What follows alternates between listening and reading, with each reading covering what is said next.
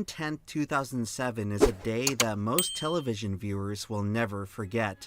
On this particular evening, the greatest show on Earth has finally arrived at the end of the line. The emphatic conclusion to more than 8 years of brilliant storytelling.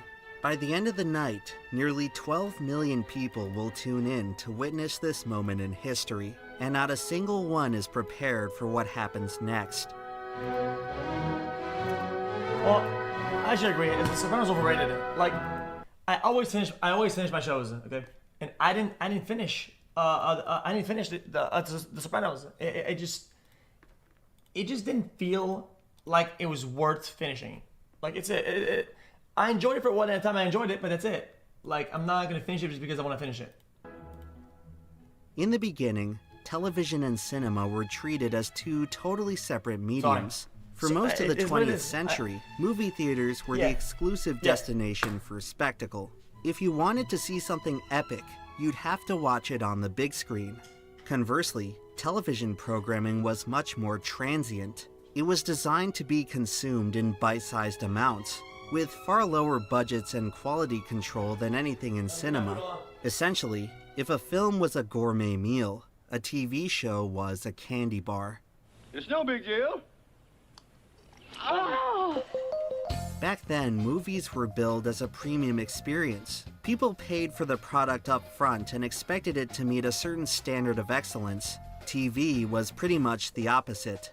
As a mostly free product that relied on advertising revenue, the name of the game was mass appeal. It wasn't long before the industry figured out tried and true formulas that would keep general audiences watching. For a show to get on the air, it almost always had to be cheap, innocuous, and derivative. Because of this, television would develop a reputation of pandering to the lowest common denominator. Compared to cinema, it wasn't really respected as a legitimate art form. Man, fall down. Funny. For a long time, there were serious doubts as to whether a TV show could ever achieve the same level of depth as the greatest films. And then along came The Sopranos, which was something else altogether. This is a series I've already discussed once before on the channel, but the purpose of today's video is to highlight the extraordinary circumstances around the show, how a bunch of fictional Italians from New Jersey captured the hearts and minds of an entire nation. To truly understand the cultural impact of The Sopranos, we have to turn the clock back 27 years before it first hit the airwaves. I want you to rest well. In a month from now, this Hollywood big shot's I'm here, sorry about that, chat. I'm gonna make him an offer he can't refuse. In 1972, the Mafia was embedded in the American consciousness through one of the most influential films ever made. Generally speaking, it's extremely uncommon for any creative work to excel in both critical acclaim and mass appeal. The Godfather represented a rare moment when the stars miraculously aligned. It is one of just 10 titles since the 1940s to earn the distinction of the highest-grossing film in history. When you look at the other films on this list, The Godfather stands out as quite the anomaly. You'd think that it's dark. Oh, did the same thing? Were you stop watching it? I just couldn't anymore. It was just. It almost felt like it almost felt like a chore. You know what I mean? And tragic nature would have held it back from overwhelming popularity. However, this specific film would benefit greatly from its unique place in time. In the United States, the 1970s were a period of considerable social upheaval, not unlike what we're experiencing today. The decade would be defined by economic turmoil, unpopular foreign wars, and growing distrust in powerful institutions. As public opinion began to sour on corporations and politicians, Americans shifted their fascination towards another group of crooks. For the longest time, organized crime had been considered a scourge of society. It's hard to imagine how so many good, hardworking people could be made to sympathize with a bunch of violent thugs. However, America has always had a complex relationship with criminality. Many of us like to act lawful when it's convenient, but disorder is sort of baked into our identity. This nation was founded through rebellion. Most of its territory was essentially swindled from the previous owners, and our world-leading economy benefits heavily from the business of ripping people off. Like it or not, America has always had a lawless streak. Sometimes it's insightful to explore that part of ourselves. The Godfather rose to mass appeal by confronting the public with their greatest temptation. American society places so much prestige in wealth and status that how you get there can often feel irrelevant. Is it really worth all the struggle and toil to pull yourself up by the bootstraps? Or would you be better off taking a shortcut to success? This dilemma was undoubtedly faced by nearly every immigrant group who took their chances in the land of opportunity. Newcomers to the United States have always faced an uphill battle. They are often vilified by the established population who would prefer not to give up another piece of the pie. When it feels like the deck is stacked against you, you start searching for ways to level the playing field. Nearly every major diaspora in America has at one point turned to organized crime. The Godfather in particular features the Cosa Nostra, otherwise known as the Italian Mafia. The film takes place during the height of their power after the Second World War. It tells the story of Michael Corleone and his descent into the criminal underworld. While he's introduced as a straight shooter with noble aspirations, he's eventually consumed by wrath and vengeance, taking his father's place at the head of the family business. When it released, The Godfather was embraced as an instant classic. The film was so iconic that it cemented Italian mobsters as the definitive anti-heroes of America, a trope that would be echoed in pop culture for decades to come. By the 1990s, however, the classic mafia genre was starting to grow stale. Audiences had begun to crave something more contemporary. At the same time, a hopeless director is looking for his first big break. His name is David Chase.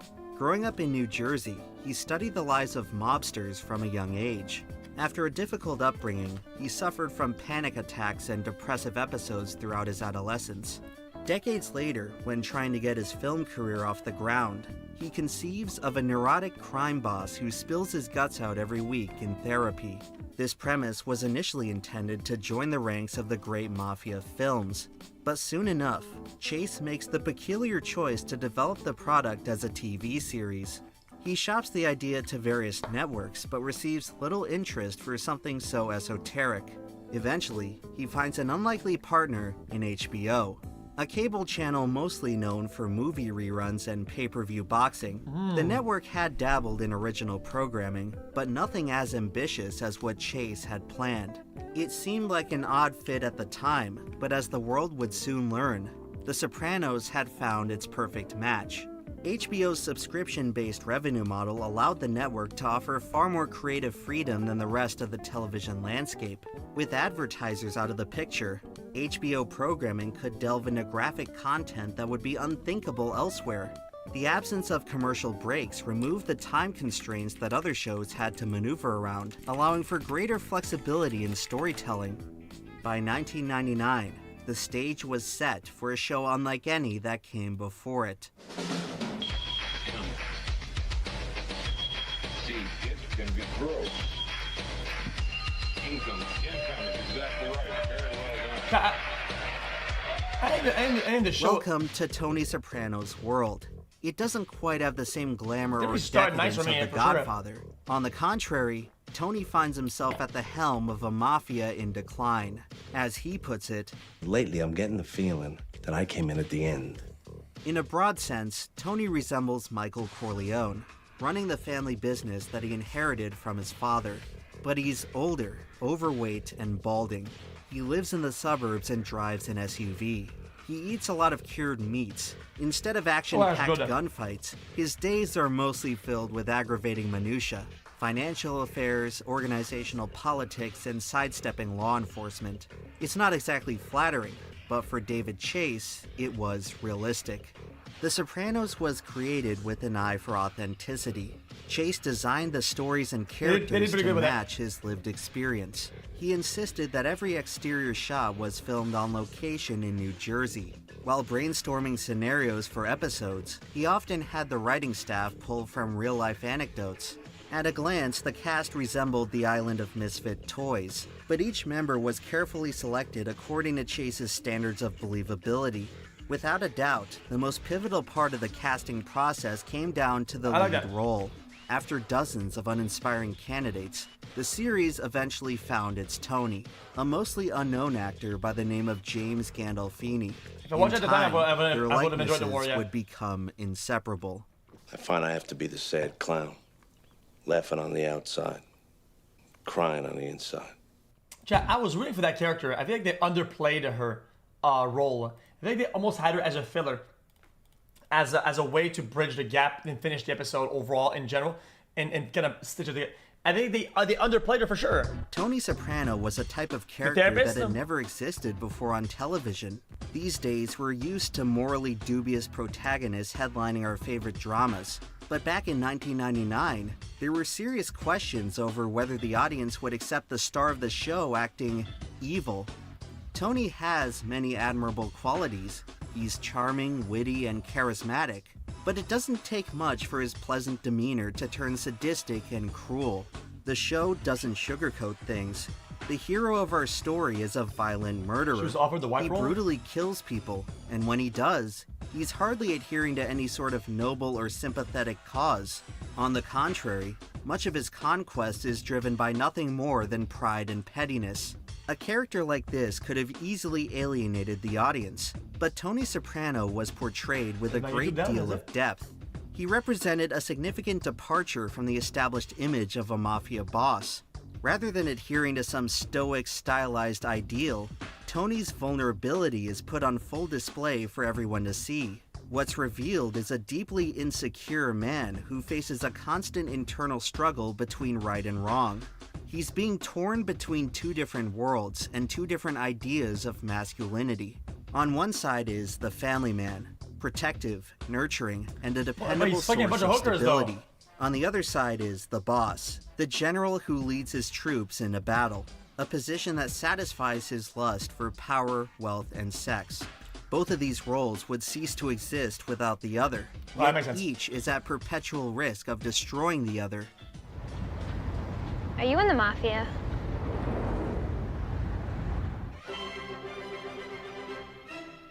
Tony seems to recognize this contradiction, but he can't fully grasp the nature of it. Multiple times throughout the series, he reveals his own idea of manliness. The kind of man I admire is Gary Cooper, the strong, silent type. It reinforces the cultural expectation that men are supposed to bite their tongues and coldly do their jobs. True. That to be strong, you have to distance yourself from any sort of sentimentality. This archetype was pretty much standard for every male action hero of the 20th century, the same image that The Sopranos seeks to deconstruct.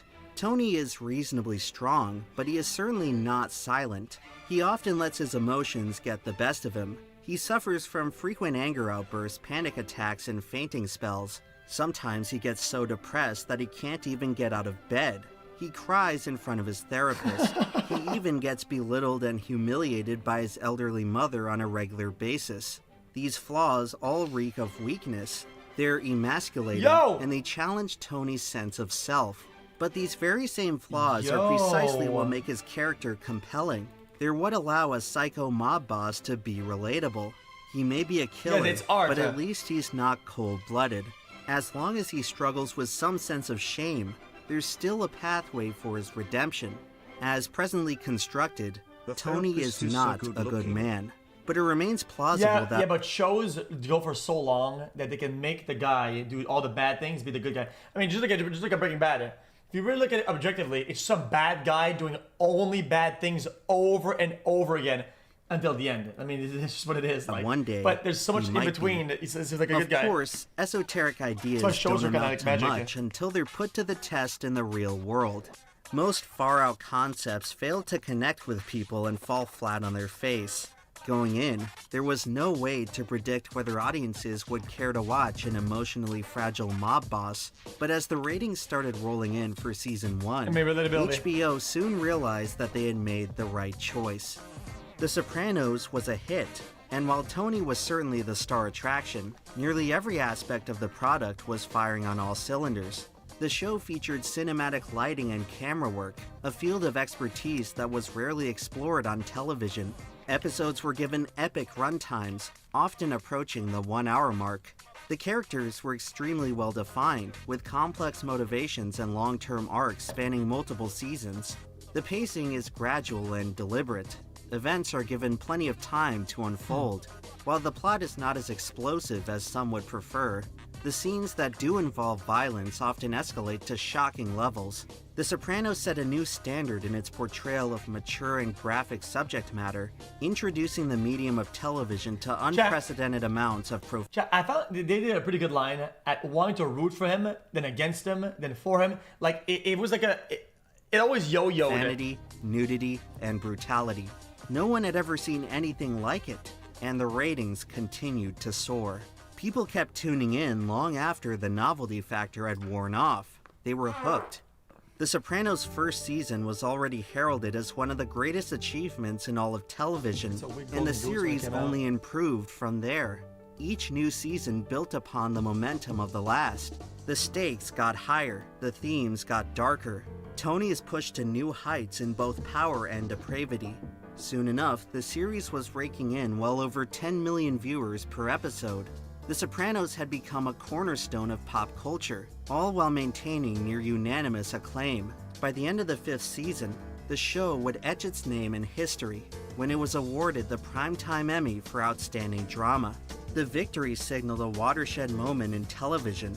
For more than half a century, the big three networks had maintained a stranglehold over the industry's most coveted prize, and The Sopranos had just broken through the glass ceiling. The show had proven that long-term, complex storytelling could succeed on television. It opened up the floodgates for a new generation of cinematic, serialized dramas. All of a sudden, okay, hold on. That long dates for a new generation. Chat. I somehow watched 24, the whole thing, twice. Okay, 24 has the same problem as Prison Break, where they want to make more episodes. It doesn't matter if the story fits it. They want to make episodes, okay? They want to make some money. They want to run the show on TV, okay? I get it. Okay. And it becomes the same loops over and over again. Oh, we got here. Oh my God. Where's Jack? He's got kidnapped. Oh my God. And then it's the same thing. Oh, dude, we're about to catch them. Whoa, what's going on? This computer's not working anymore. Somebody's on the inside. Like, you know what I mean? It's like the same over and over again. Exactly. Like, all of a sudden, every network wanted their own Sopranos. They wanted the prestige that it had brought to the industry. David Chase, who less than a decade earlier was struggling to find a job, was now at the helm of the most influential show in the world. And it was here, at the dawn of a new era, that he foresaw the end. If a show gets successful enough, it can conceivably go on forever. When TV executives get their hands on a cash cow, very little is stopping them from milking it until it's bone dry. During this process, a once beloved series can turn into something unrecognizable. A pale imitation that fails to capture the essence of what made it great in the first place. After 5 magnificent seasons, The Sopranos had reached the mountaintop. All they have to do with The Simpsons is not make them green. I mean, what the fuck is this? Just keep them yellow and we'll be chilling. After 5 magnificent seasons, The Sopranos had reached the mountaintop. It could have kept going, far into the future, but David Chase sensed that the time was right to finish the story. His magnum opus would be laid to rest how he saw fit.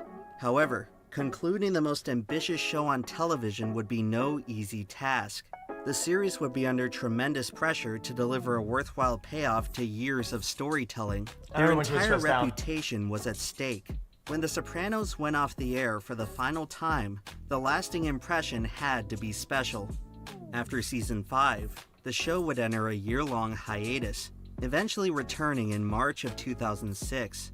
The 6th season would be released as a double feature with 21 episodes in total, amounting to 1/4 of the runtime for the overall series. The story turns profoundly dark, and the characters are pushed to their philosophical limits.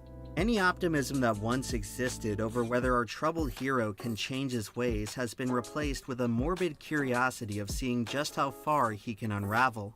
In this season, Tony's moral fiber is put to the ultimate test, and when fate offers him one final olive branch to save his soul, he firmly and unequivocally rejects it. The audience is then left with a sullen acceptance that the guy they've been rooting for all along is more monster than man. The final season is filled with an overwhelming amount of dread. Despite all he sacrificed, the walls are closing in on Tony's whole operation, and when the going gets tough, his true colors start to reveal themselves. The pattern of behavior that's been lurking throughout the series now becomes clear.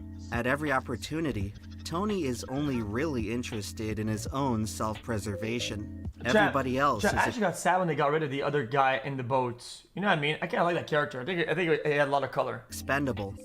The Mafia supposedly distinguishes itself Pussy. from ordinary criminals by upholding certain ideals Yeah, he of was a rat honor and fuck, brotherhood. but he was funny. But in the 21st century, when everyone is driven by greed and lust, these principles are merely an illusion left over from a bygone era.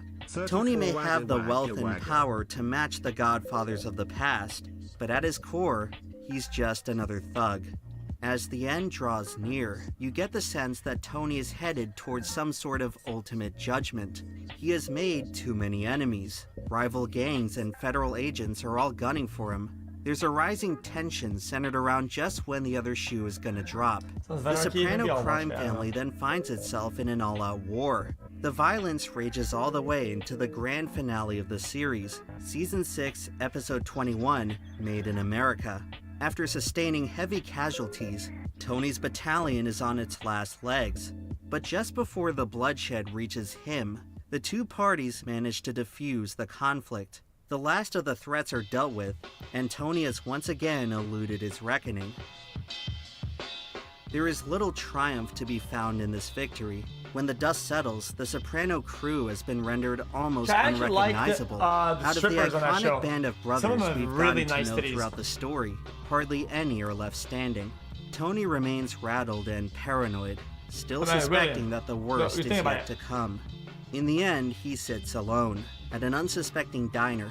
He is joined by his true family, the select few people for whom this was all supposed to have been worth it. Thus far, Tony has spent most of the series in a fractured, estranged relationship with each of them, but today there's a rare moment of peace. Saccharine music starts to play over the scene. It seems like the story's wrapping up on a high note, but something feels off. The tension that's lingered throughout the season hasn't really gone away. Tony is visibly distracted. Yeah. He keeps scanning the restaurant. One more cinema emote and I'm gonna start handing out some bands. It's not cinema. There's no cinema. It's really not even looking for someone. The framing and editing of the scene are unusual. The camera keeps cutting between seemingly insignificant details. By now, any longtime viewer of the show is starting to feel uneasy.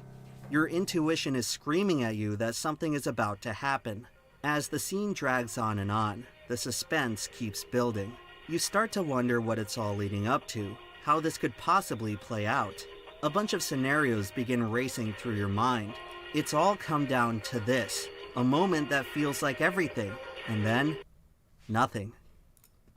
At first, most of the viewing audience figured that there must have been some kind of mistake. Surely their signal cut out or their television set was malfunctioning at the worst possible time. Yeah. But when the credits started rolling, all that confusion turned to disbelief.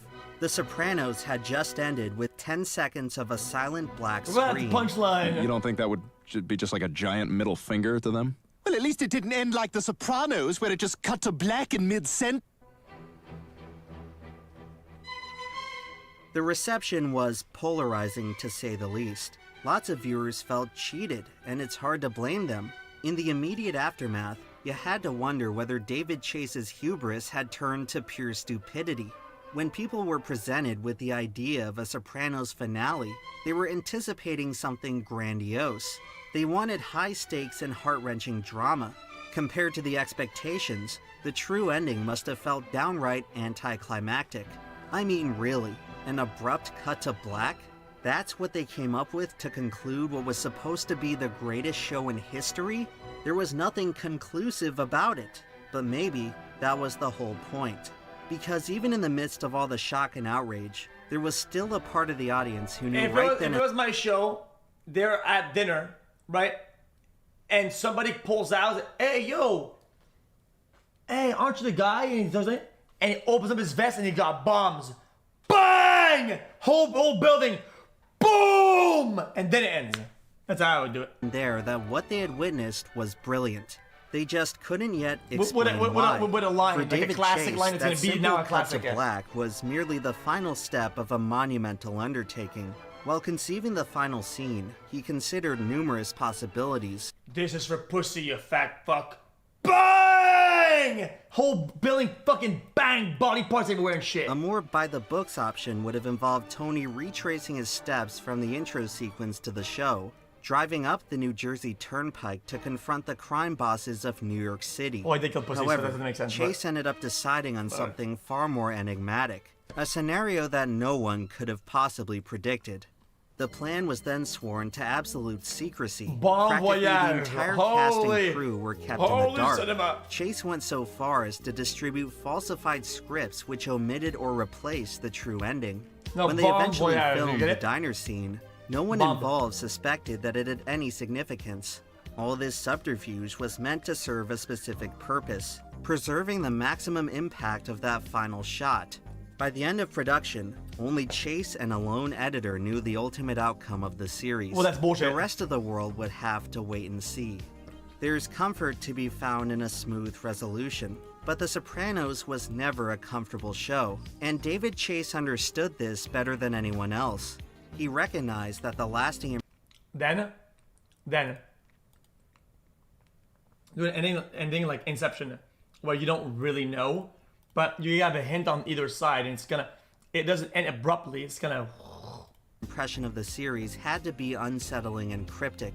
This decision sought to achieve two separate objectives. The first was to keep the show in the public memory long after it went off the air. The second structure. was to make people revisit the prior 85 episodes in search of answers. Perhaps What? he gazed far into the new era of television that he helped usher in, to a future where years of storytelling could be experienced in a matter of days, where the smallest design choices could be broken down and analyzed ad nauseum by people with too much time on their hands. In his final act of clairvoyance, David Chase left the rest of us with a puzzle, knowing it would make his magnum opus live forever. Yo, how about a multitude of overlapping endings, where you think who's gonna kill him? Get in the bathroom? Is he that? And then, as some guy pulls up with his car, they try to pull up. So other guy's already pulling out a gun, whatever. But then, he's already dead of a heart attack on the table. Bang! All at the same time, but nobody gets the kill. He just dies of a natural end. Bang! Holy cinema! More than 18 years later, and we're still trying to solve it. Over all this time, numerous theories have come and gone over what really happened, and nearly all of them fall within two different schools of thought. The first and most plausible theory Cinema. states that the cut to black represents the death of Tony Soprano. Yeah, but Death is one of the strongest it makes sense, but the timing of the cut doesn't. Like, it's fucking brain dead. Like, motifs in the series. Tony spends the whole plot surrounded by it. The big question No, that it looms doesn't, over the man. story is when all that death is gonna catch up to him. What if the final moments of the series are simultaneously Tony's final moments? What if some loose end that Tony forgot about went into that diner and assassinated him? There would have been no shortage of motive for it. Tony has made so many enemies throughout the show that it's hard to keep track of them all. Plenty of guys, including people okay, multiple shots of a bunch of guys, gangsters and shit like that, right? Bunch of stuff, bunch of different storylines about how it could end, and you get all their POVs, driving his car with his family or whatever, right? In a tunnel or some shit, right? And then you have all the guys, you have the opposite side of the tunnel, you have their POV, oh my god, bunch of shit, right? And then his car tire punctures, and he rams into a fucking oncoming 18-wheeler. And as soon as it collides, boom, now it's black, cut to black, bang. and his own crew Cinema. could have pulled the trigger. Cinema. And while there are numerous theories as to who was ultimately responsible, the prime suspect has to be this individual, credited as the man in the members-only jacket. His official cast listing is oddly specific. While the other background characters are described with general labels such as old man or truck driver, this particular gentleman is defined by a rather precise detail of his outfit. Of course, the phrase members only is a pretty clear allusion to organized crime. Look at this guy. Members only? How long you been wearing that? His general appearance and demeanor are suspicious, and the scene also draws far more attention to him than any other extra. These clues seem to indicate that he is a noteworthy individual, but perhaps the strongest clue can be found, oddly enough, in The Godfather. The series makes several references to the film, but okay, if it were me and I have an ending like this, I agree with Vegas in chat. Chat. At the end, it's some bullshit. He's in a car. Is that a brand new Cadillac XYZ model? Dude, how'd you know? Well, I know because I was looking at the time on my Rolex watch, or whatever, and you slam a bunch of ads because they have 12 million live viewers. Put 12 ads back to back and fucking cut to black. I don't give a fuck. You still got the check. You still got the check. Who gives a fuck? One scene is explicitly mentioned as Tony's favorite. The part where Michael Corleone retrieves a hidden gun from the bathroom and ambushes his enemies in a restaurant. Wait, every time we watch Godfather... Wait, I said that. Oh my god. I said that last week. Chat, when Buddha showed me this thing 2 weeks ago, okay? Hold on. Before this video even came out, Buddha showed me 2 weeks ago the ending of the show, right? And I literally said, oh, he's gonna die from the guy in the bathroom, like they set him up in the first season. But I was brain because I'd forgotten. It's not in the first season. It's in this movie. It's a completely different movie. But it's still reference to that, and I was right about it. I was right about it. Bathroom and ambushes his enemies in a restaurant. Because every time we watch Godfather... So there was an actual reference. When Michael Corleone shoots those guys in the restaurant, wait, you sit there with your fucking bowl of ice cream and you say it's your favorite scene of all time. As it turns out, the last we see of the members-only guy is a shot of him entering the bathroom. If the Godfather scene is meant to be interpreted as a prophecy, then Tony's demise must come shortly after. Based on the evidence laid out in the show, this is certainly a compelling explanation. I mean, yeah, our line of work, it's always out there. You probably don't even hear it when it happens.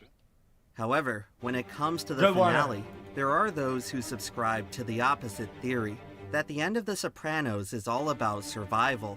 This perspective is primarily inspired by the specific song that plays out the final scene, Don't Stop Believin' by Journey. A sentimental tune that, at face value, feels out of place for such a defining moment of the show.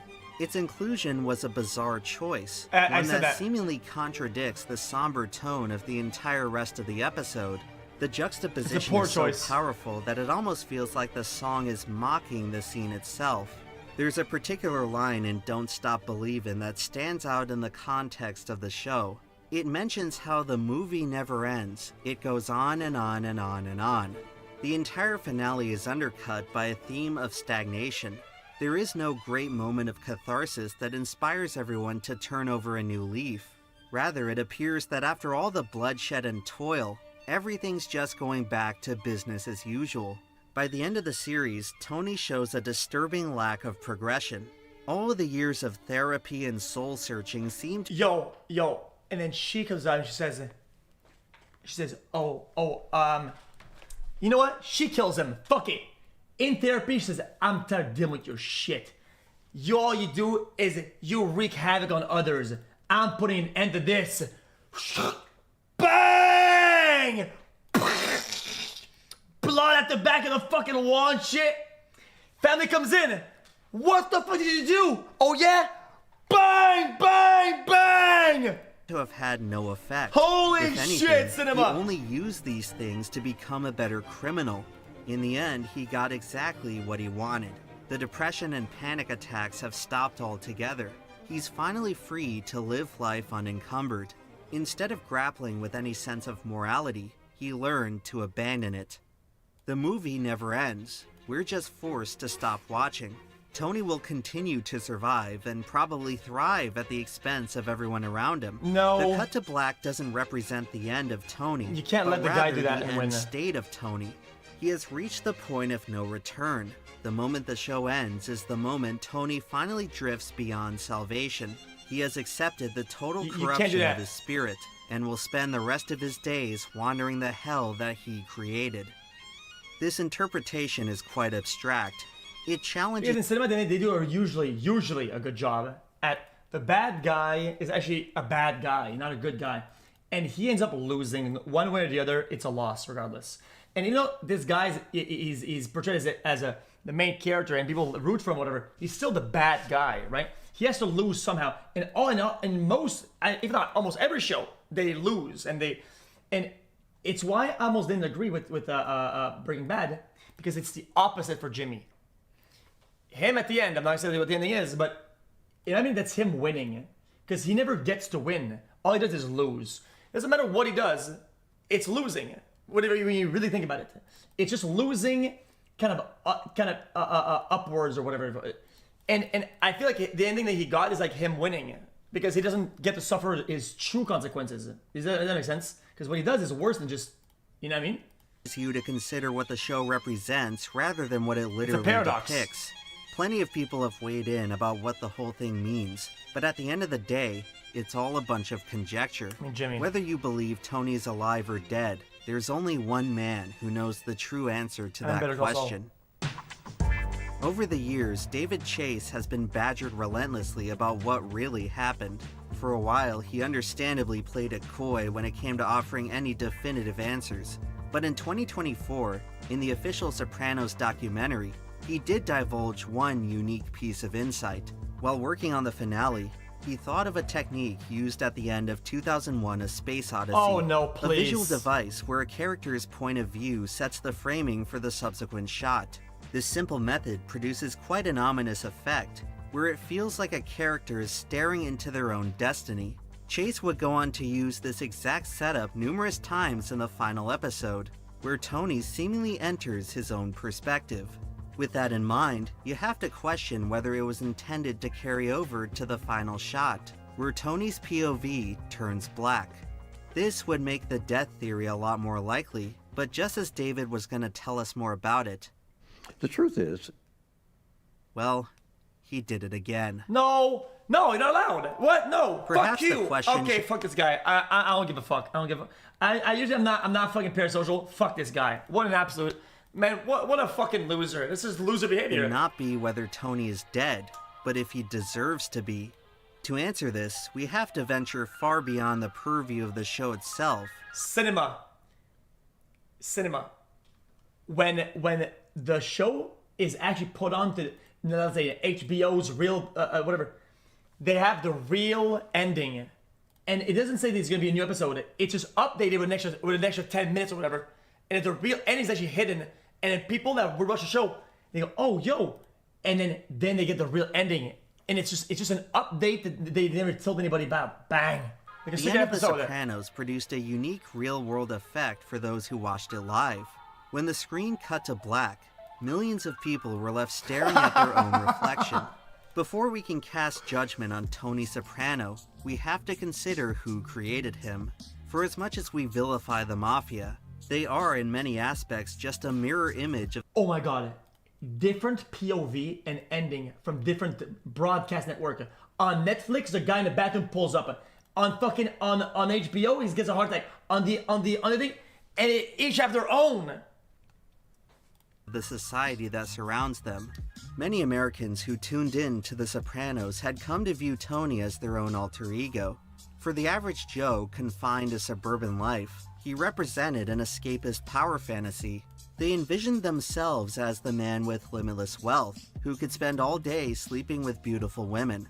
The man who was respected by his peers and feared by those who actually knew him.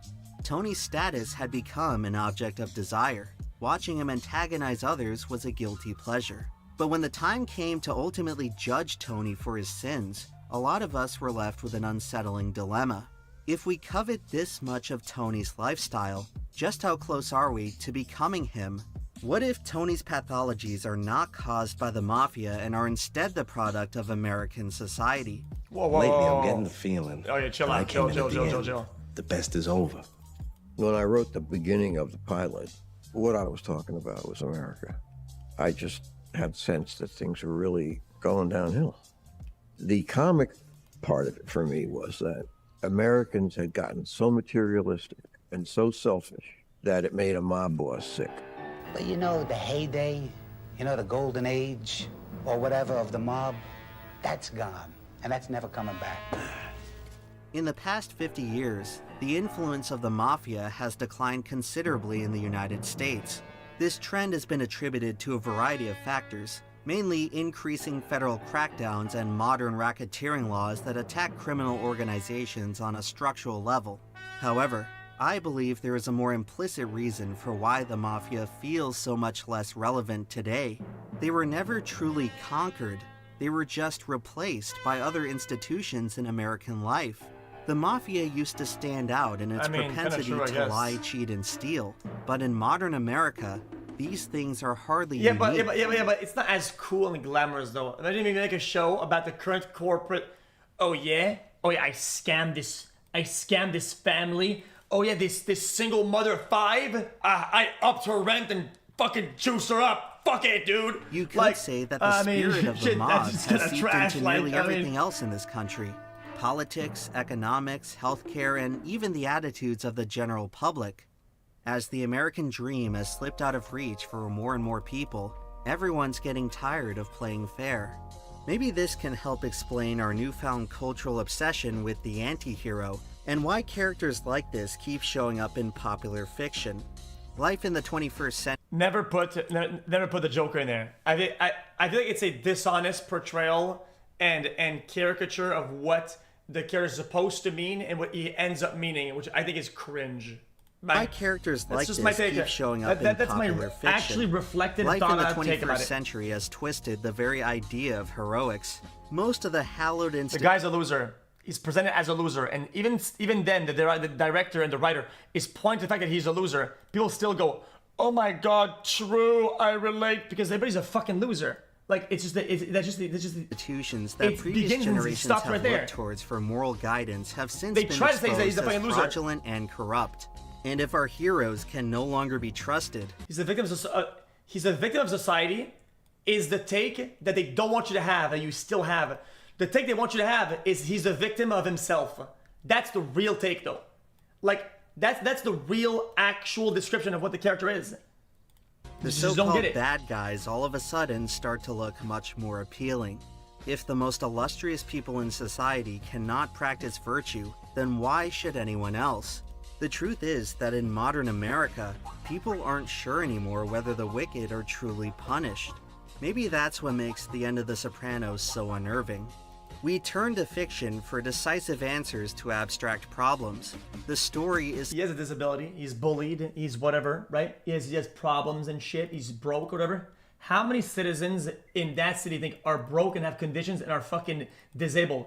There's probably thousands, maybe dozens of thousands. These guys not special. Trying to make it like, oh yeah, I'm mad about this, I'm gonna pull out a gun and do all this shit. No, that's a loser behavior. At the point he takes a pause and says, oh, I could just continue on and whatever, or I could get a gun and be a bitch ass. And he's a bitch ass. He's not some hero. He's a bitch ass. And I think they try to portray it like that, but people are so stupid that they don't get it. Because they're just weird. It's supposed to deliver us to a point of finality.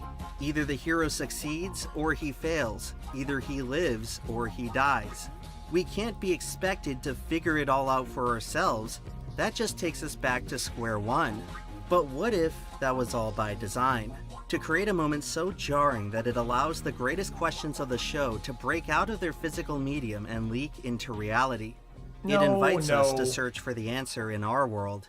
Perhaps The Sopranos was always meant to be more than a... If this is the intent, if that's the goal, you can get there in other ways that is better, that is more optimal, and it achieves other goals at the same time. Like, a lot of times when people have these arguments for these shows and these things, yeah, you can do that. It makes sense. If that was the goal, they would have just done that. Story. It is Wednesday night, and the big story on Action News tonight is the death of James Gandolfini. On June 19th, 2013, James Gandolfini dropped dead from a heart attack. He was only 51 years old. In a haunting echo from the past, no one had any idea what was coming. It was all business as usual, and then he was gone. When Jim departed, so too did any ideas of a possible Sopranos revival. No one in good conscience would dare to continue the story without Tony. What's done is done, and the end of The Sopranos will remain locked inside of Schrodinger's box forever. The cut to black is the simplest trick in editing. Anyone can leave 10 seconds of blank space on the timeline. And I know for a fact some editor worked at HBO. and was like, "Yo, boss, are you sure about this? Are you sure?" Yeah, it's right there at that to black. Are you sure? Like, this is shit. No, holy cinema. Like, But dude, it somebody takes had a to deliver true this master product. to know It's dog precisely shit. when to use it. If you do things just right, you can turn nothing into everything. In many ways, this single moment has transcended the legacy of the show itself. I must confess that I was too young to watch the finale when it aired, so I personally missed out on what was quite possibly the most shocking moment in the history of scripted television. But as I got older, I kept hearing people bring it up. Yo! This went on long after the show was off the air. People never stopped being obsessed with it. For the longest time, the only thing I knew about The Sopranos was how it ended. The show was spoiled before I ever saw a single episode, but rather than ruin the experience, it only pulled me in further. I had to see what all the hype was about, I mean, and what I found was one of the excuses, single like... greatest works of American fiction. Sometimes the purpose of the destination is to lure you into the journey.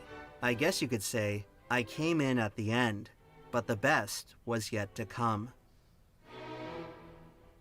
Yo, that's the thing. If I said, "Oh, guys, oh yeah, that siesta with Jesse where I'm dogged at the game," I did that on purpose because it would make you laugh and make you come back to the stream and give you a memory. I did that on purpose. I built that intentionally. I concocted this clip for you. Like, okay, bro. Friend Alex